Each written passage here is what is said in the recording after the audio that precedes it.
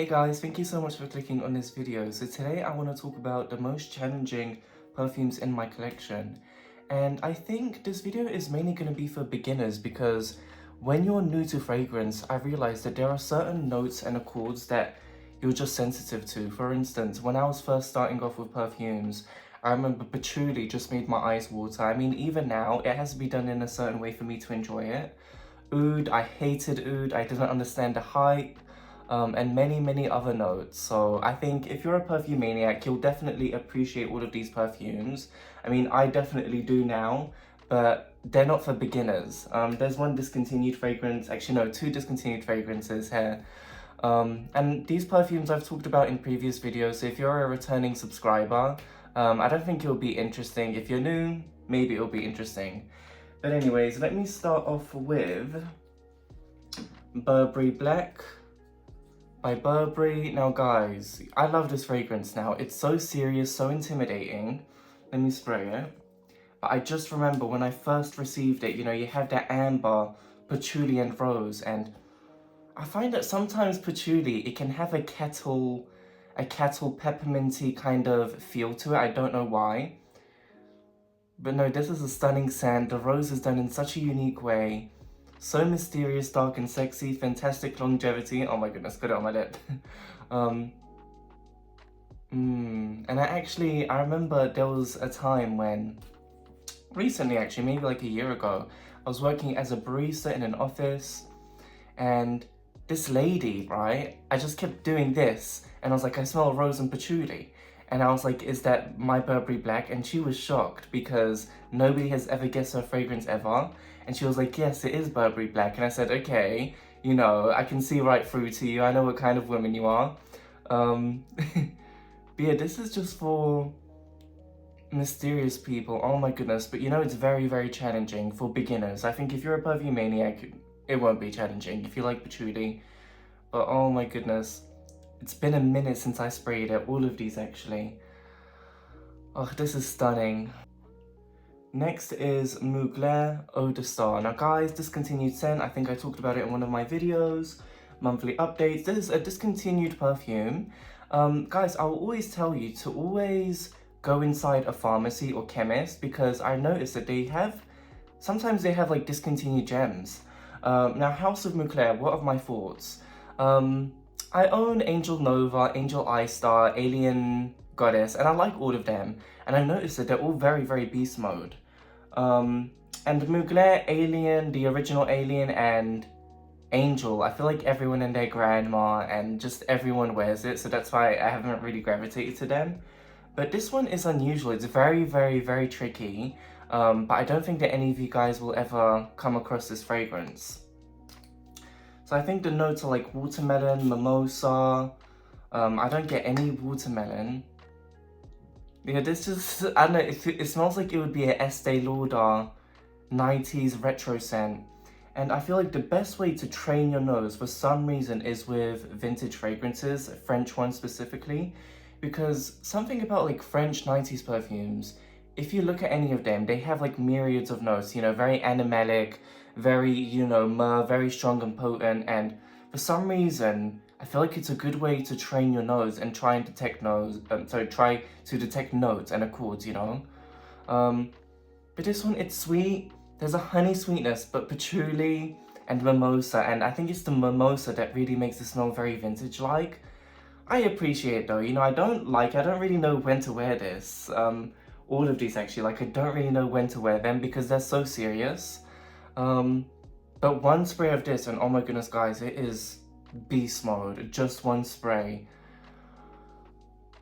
I know that a lot of people have good memories with this fragrance, like if you go on Fragrantica, people will describe their teenage years or, you know, young adult years with this fragrance, and so it's nice that I have this, I appreciate it. I can see the beauty in it, but I just don't know when to wear this, that's the problem. Oh my goodness guys, it is like getting caught in hair. I have this little portable fan.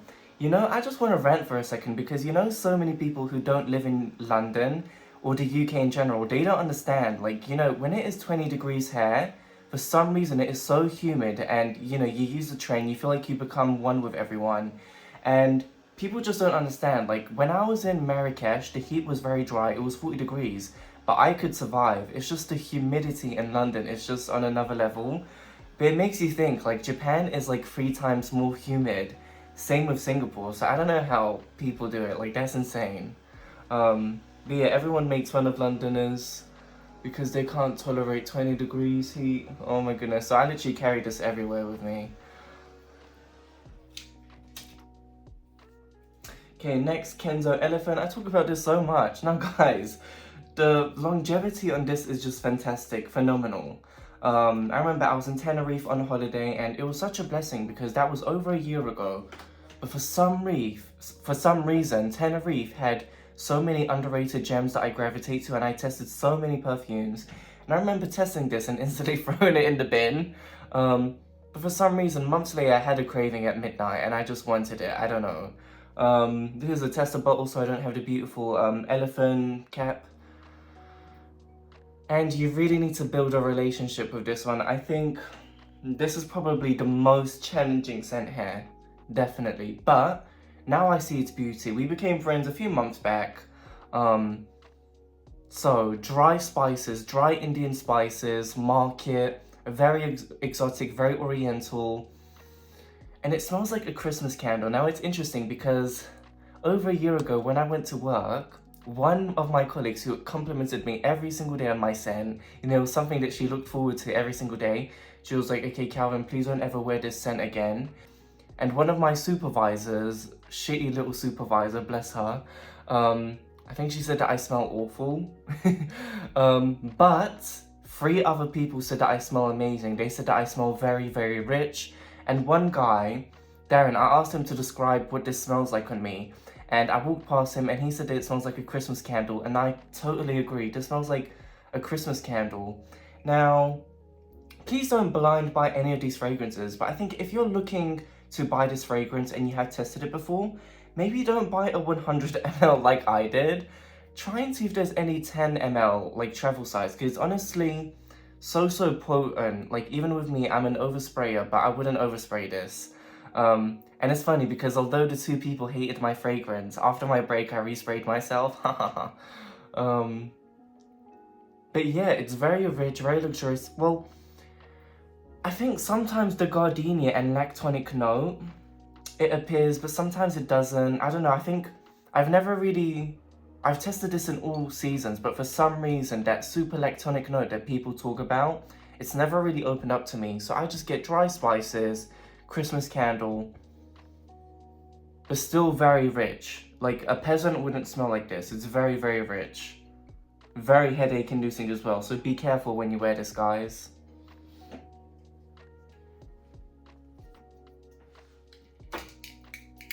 Okay, I love the packaging of this one. So it's Alexanndre J, Oud Vanille. Nobody talks about this one. So this one, I have a very, very specific image that comes in mind. Okay, so guys, I smell cloves, leather, very synthetic coconut, air freshener vibes, spice, warm spicy, things of that nature. And honestly, I don't smell the oud, but I know that this is supposed to have oud. And for some reason, it doesn't last a long time. On my skin, it's weak longevity, even though it has, like, you know, strong notes, but for some reason it has never lasted on me. So the very, very specific scenario that I get is, do you guys remember, like, when we were all younger? I mean, for me specifically, it was like 2011, around that time. In London, I'm not sure if it was around the world, but you know, there would be taxi drivers. They would either be like Middle Eastern, Turkish, or like North African. And it would be boiling hot summer, you would go inside the car, leather seats, and oh my god, they would have this godforsaken air freshener. Like, it was those things that hang. Oh my god, when I think about it now, this is what it smells like. But it is obviously way better and more smooth and more blended nicely. It's just, I don't know, whenever I spray this, I have that association. And I never understood why men, specifically men, Middle Eastern ones as well, like, why would they hang it and you're a taxi driver? Like, that smell is so offensive. It's been years since I smelled that though. Yeah, luckily Uber drivers don't hang that up, but my god, that was so offensive. And I feel like in general, I just have a very sensitive nose and a lot of people wouldn't mind it, but goodness. But you know what, I like it now. I just don't know when to wear this because I bought it specifically for the coconut, but it's coconut done in an interesting way. So synthetic coconut, cloves, warm, spicy, leather, air freshener vibes, and not very good longevity, surprisingly. So yeah, nobody really talks about this fragrance. I know that this brand is somewhat popular in like the niche perfume category, I don't know. But if you have this fragrance, let me know what you think of it. I remember I tested one of Kayali's fragrances. I think it was Oud Vanille, and it smelled very, very similar to this. And I think people on Fragranza could compare it to the Kayali scent. And I agree, like, when I smelled the Kayali fragrance, I instantly thought of this one. So I think they smell similar. But honestly, it's drying down nice. But for me, it's very, very masculine. Maybe if you're a woman, you can wear this, obviously, if you're like Middle Eastern scents, but maybe layer it with something so that it's not as masculine. Oh my goodness. Oh, getting a headache now.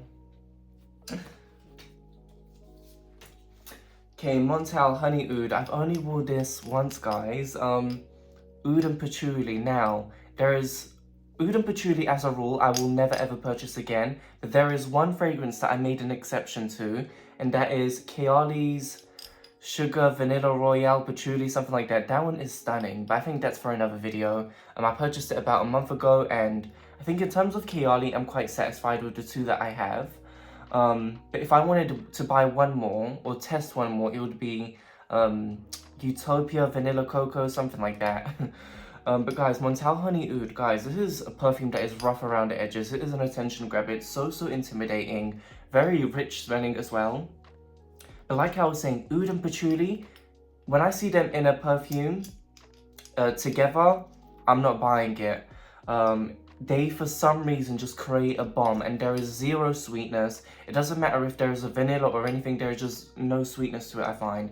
So let me spray this, guys. Atomic Bomb. Oh my god, why did I do 2 sprays? Okay. Love the bottle. Okay, this instantly warms me up. Like, I feel like I get chest burn. I wore this in Winter Wonderland in summertime. Sorry, in wintertime. Yeah, Winter Wonderland in wintertime. It was freezing. And I remember this fragrance, for some reason, it can be very cold outside, but it'll warm you up. But it's so aristocratic, very sexy, very masculine. I can't really imagine a woman wearing this. I think there's like a theme. A lot of these fragrances smell masculine. I don't know. But I see the beauty in it, and I should probably put it in rotation a bit more. I wouldn't dare wear this in summertime, maybe on a very cold evening. I don't get the honey, you know, this is honey oud.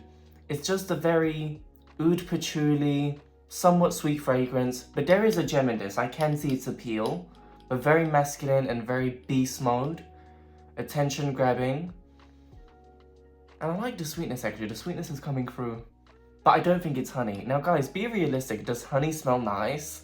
Raw honey does not smell nice at all, not in my opinion. It smells very animalic. Yeah, and what else? This year, like, I've been looking for an artificial synthetic milk honey fragrance. I'm still looking, you know, like that palm olive hand soap that everyone has. Funny enough, I actually love that smell, that macadamia milk honey scent, and pistachio and banana. So I'm looking for a banana perfume, a pistachio perfume, and what is it? A honey milk perfume. So if you have any recommendations, let me know.